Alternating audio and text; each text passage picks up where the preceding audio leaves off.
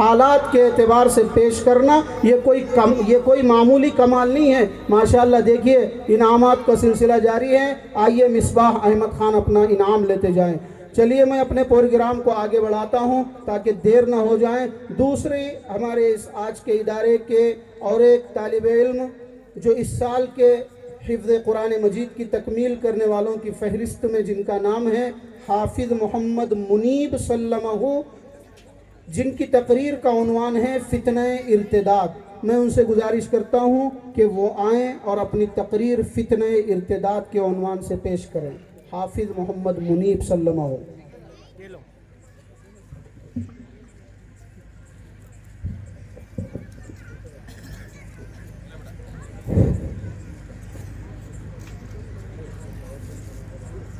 السلام علیکم ورحمۃ اللہ وبرکاتہ۔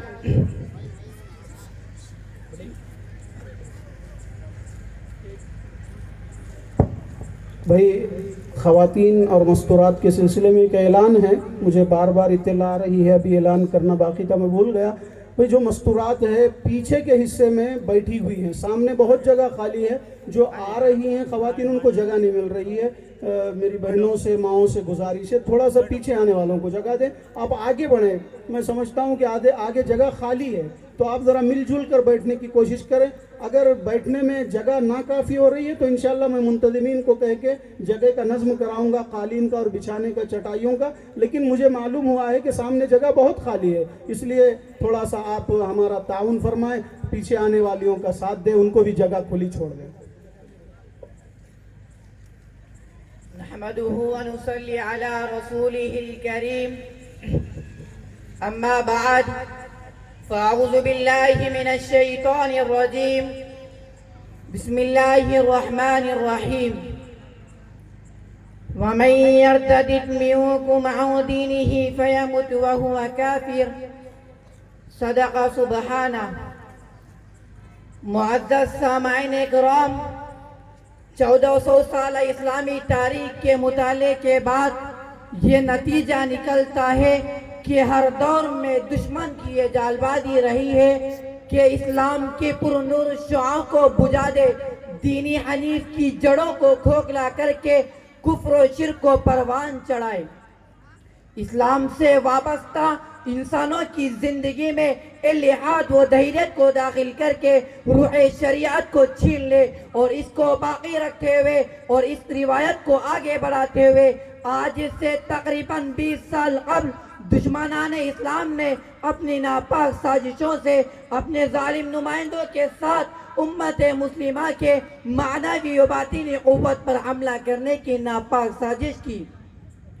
گھر گھر کے لیٹیجر بھیجا کہ مسلمانوں کے یہاں ملازمت کرو، حسن اخلاق سے متاثر کر کے ان کا اعتماد حاصل کرو، ان کی بیٹیوں سے محبت کے ساتھ ہم کلام ہو، اور عشق و محبت کے جال میں پھنسا کر جامع ارتداد پہنا دو۔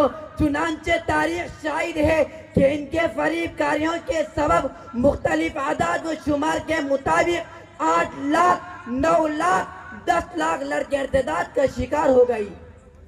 دہلی کے کورٹ میں 1.5 سال کے اندر 1200 کیس رجسٹر میں درج کیے گئے۔ بھوپال میں 100 شادی شدہ عورتیں اپنے شوہر اور بچوں کو چھوڑ کر اسلام سے برگشتہ ہو گئی۔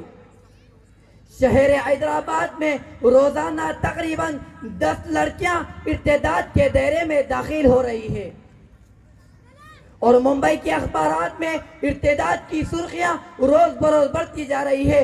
دیہات کی عورتیں فری مینڈیٹ کا حلیہ بنا کر شریعت اسلامی سے دور ہو رہی ہے اور عدم واقفیت کی بنا پر اسلام کے خلاف صدائیں بلند کر رہی ہے اور عقل کی پرستش کرتے ہوئے احکام اسلام پر اعتراضات کر رہی ہے۔ حضرات سامعین، اگر ہم ان کے اسباب کی طرف نظر کرتے ہیں تو یہ بات واضح ہو جاتی ہے کہ خود امت مسلمہ ان کی تباہی کی ذمہ دار ہے۔ والدین اولاد کے ہاتھ میں موبائل فون تھما کر انہیں کھلی آزادی دے رہے ہیں۔ نتیجہ یہ نکل رہا ہے اللہ تعالیٰ کا فرمان کہ وَيْدِنِينَ عَلَيْهِنَّ مِن جَلَابِيبِهِنَّ، جیسی مقدس نعمت کو بلائے طاق رکھ کر مغربی تہذیب کا قلادہ گلے میں لٹکا ہوئے بے پردگی و حیا دختگی کا ثبوت پیش کر رہی ہے۔ تعلیم گاہوں اور ملازمت گاہوں میں مردوں کے ساتھ اختلاف کر کے لیف اینڈ لیونگ ریلیشن شپ کے ساتھ کلبوں اور پارکوں میں شرکتیں کر رہی ہے۔ عیش و عشرت جیسے خراب و ناجائز کام کا ارتکاب کر کے فحاشی اور بنت کو پروان چڑھا رہی ہے۔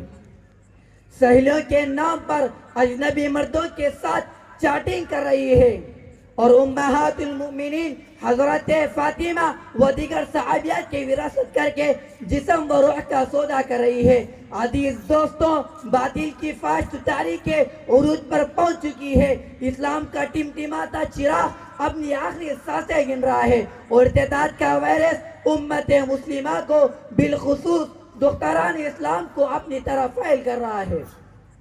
تو ایسے حالات میں کلکم راعٍ وکلکم مسئول عن رعیتی کے تحت والدین کی ذمہ داری ہے کہ اپنی اولاد پر نظر رکھے، دوست و احباب کا جائزہ لے، ایمان کی قدر و قیمت سے آشنا کرائے، سرمایہ غیر مخلوط تعلیمی ادارہ قائم کرے جس میں عصری علوم کے ساتھ ساتھ بقائے اسلام کا درس ہو اور اسلامی تعلیمات سے آگاہ کرے اور کتب دینہ کو نصاب میں شامل کرے، اور علماء کی ذمہ داری ہے کہ تقدس اسلام کے تحفظ کے لیے دشمن کے آگے سد سکندری بن کر کھڑے ہو جائے اور دینی اجتماعات و جلسے جلوس منعقد کر کے امت کو احکام شریعت سے روشناس کرائے اور سوشل میڈیا کا سہارا لے کر فتنہ ارتداد کی شناعت و قباحت پر روشنی ڈالے اور واللہ متم نورہ ولو کرہ الکافرون کا نعرہ لگا کر اسلام کی اصلی و ابدی دشمن کے خلاف سینہ سپر ہو کر شیشہ پلائے دیوار بن جائے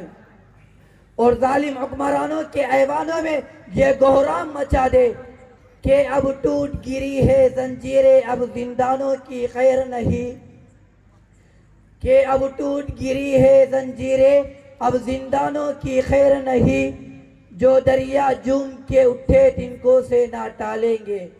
وآخر دعوانا ان الحمدللہ رب العالمین۔